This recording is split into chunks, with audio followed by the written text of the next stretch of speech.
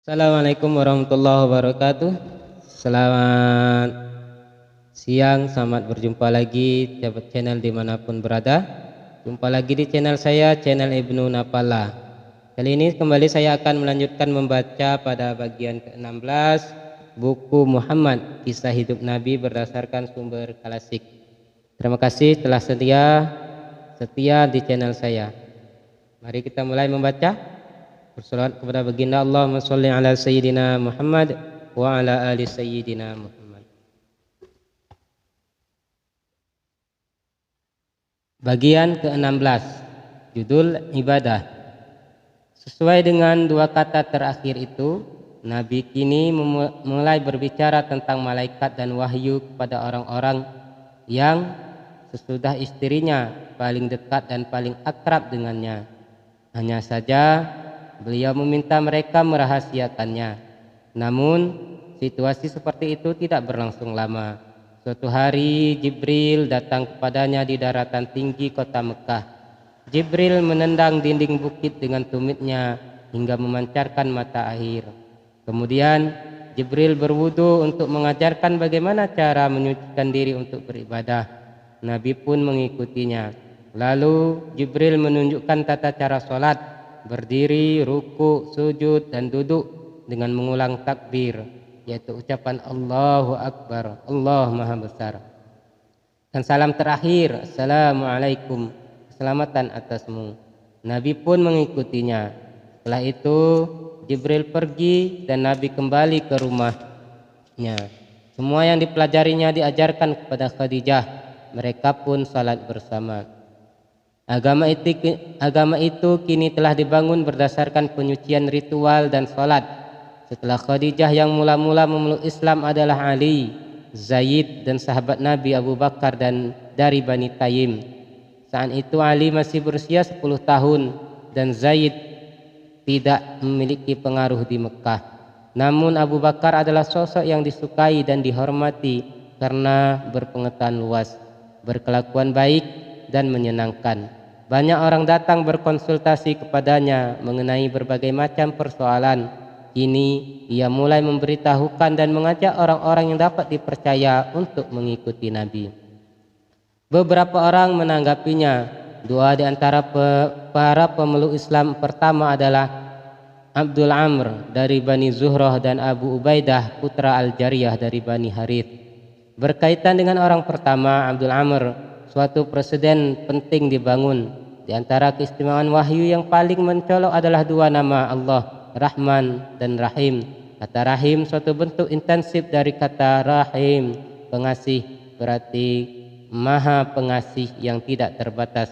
Rahman, bentuk yang lebih intensif lagi, sering disalahgunakan karena kurangnya konsep yang pas untuk pengertiannya. Wahyu mengangkat kembali penggunaan kata-kata tersebut berkaitan dengan kebutuhan dasar agama baru itu untuk menunjukkan keagungan Tuhan. Lebih tegas dari Rahim, Maha Pengasih.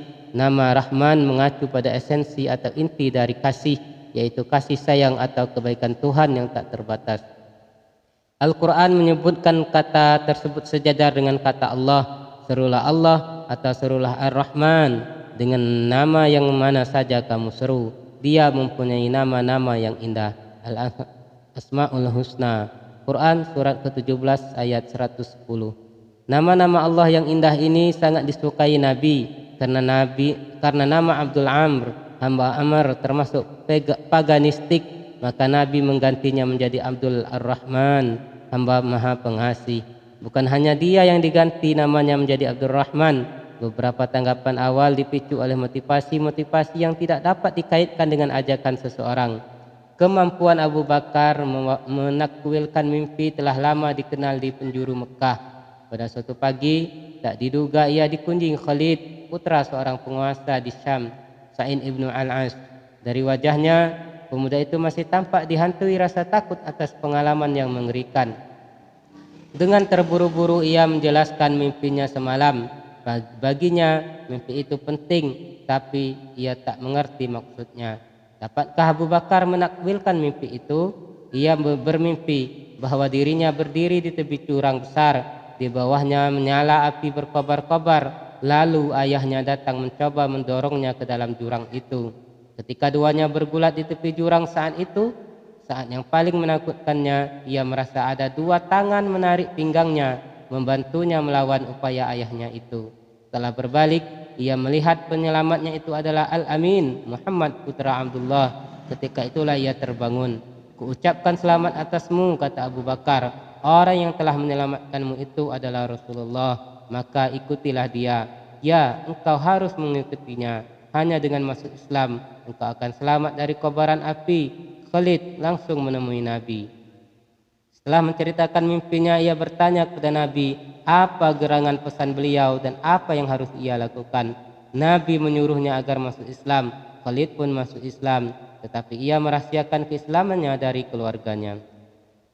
Kira-kira bertepatan dengan itu, ada seorang lelaki Bani Abdul Syam, seorang pedagang yang sedang dalam perjalanan pulang dari Suriah.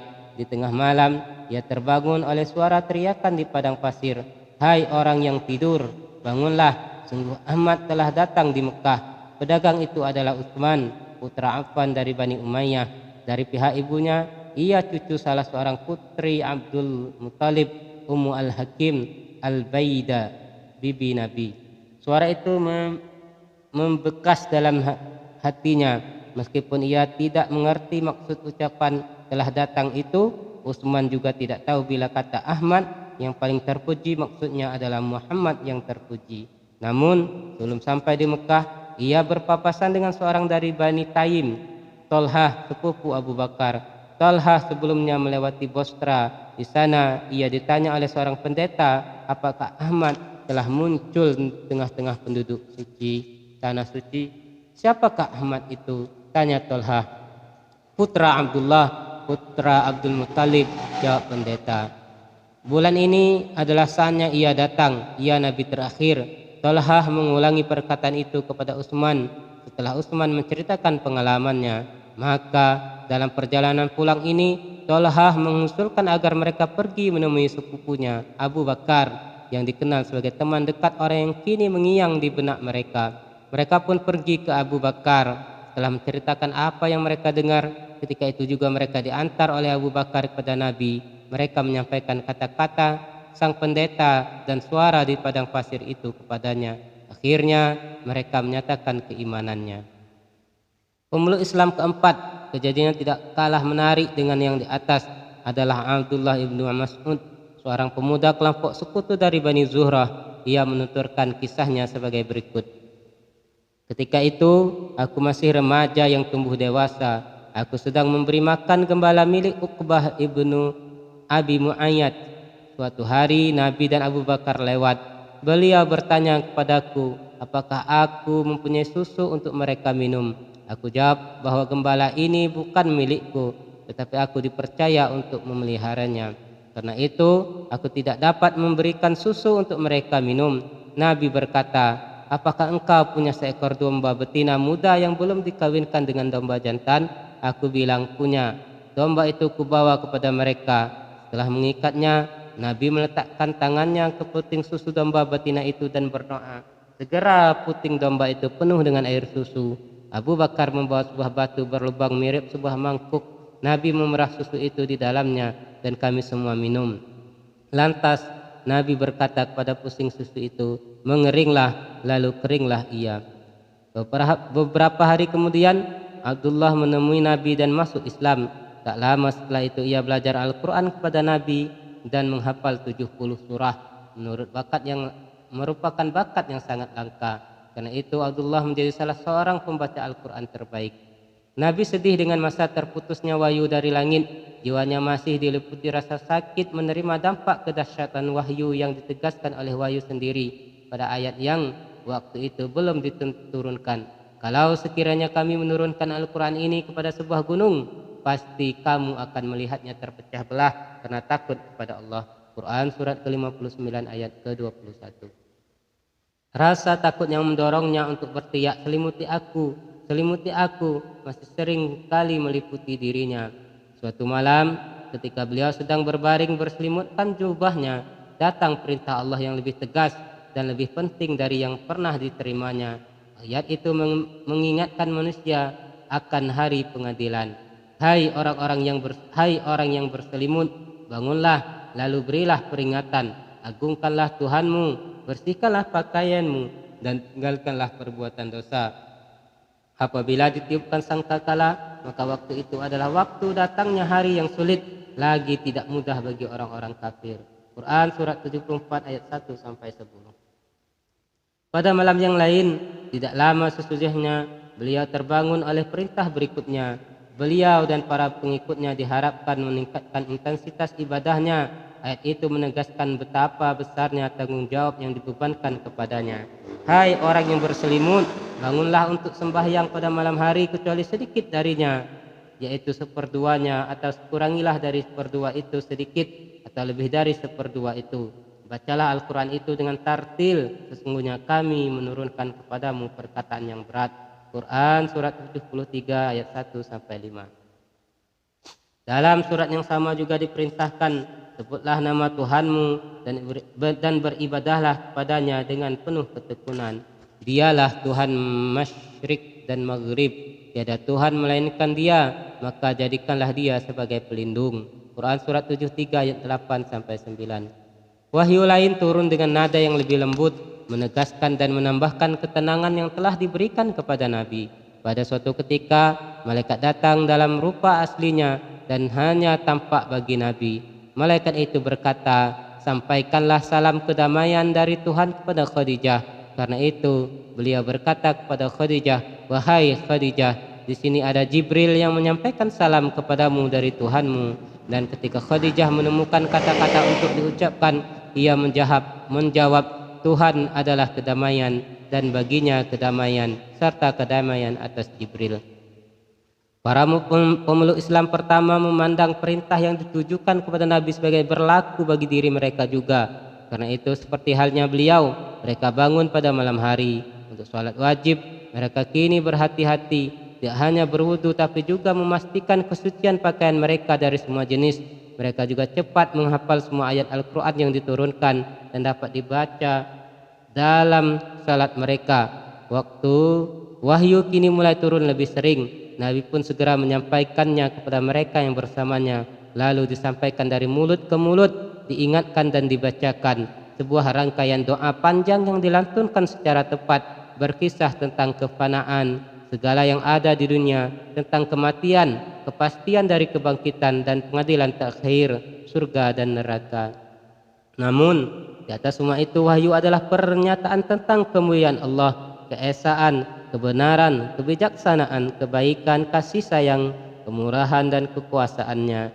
Dan sebagai perluasan dari itu, wahyu merujuk kepada tanda-tanda kebesarannya, keajaiban alam, dan kepada keturunan alam yang menjadi bukti nyata akan keesaan penciptanya. Keteraturan adalah tanda keesaan di atas keragaman. Al-Quran memberikan perhatian kepada keteraturan alam agar direnungkan oleh manusia. Ketika telah bebas dari kehadiran kaum kafir yang kejam, kaum beriman saling mengucapkan salam seperti yang diucapkan Jibril kepada Nabi dan salamnya para penduduk surga. Assalamualaikum, selamat atasmu, dan jawabannya waalaikumsalam, dan selamat atasmu pula. Ayat-ayat yang diturunkan mengenai ketaatan dan rasa syukur juga berperan penting dalam cara pandang dan kehidupan mereka. Al-Quran menekankan perlunya mengungkapkan rasa syukur dan pengejauhan dengan mengucapkan Alhamdulillahi Rabbil Alamin. Segala puji bagi Allah Tuhan semesta alam. Sedangkan mengenai ketaatan dan dedikasi, ucapannya adalah Bismillahirrahmanirrahim, dengan nama Allah yang Maha Pengasih dan Maha Penyayang. Ini merupakan ayat pertama setiap surah Al-Quran.